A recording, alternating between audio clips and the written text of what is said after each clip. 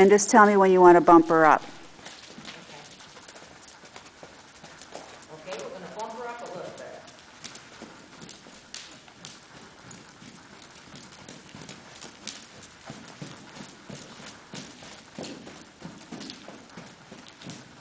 Now we're going to bump her up a little more.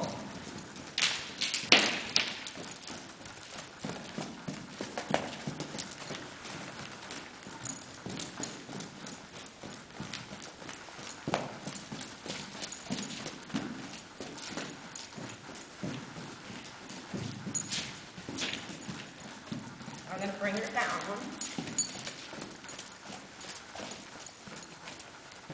Now, where is she the smoothest to you?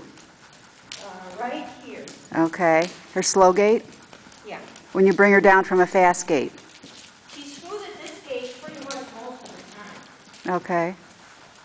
She can go a little faster, and this right here is a little bit faster, and it's getting smoother. Before, this right here was very, very rough. Uh-huh. And now, this particular speed, she's going a little faster than her normal slow gait, and it's starting to smooth out.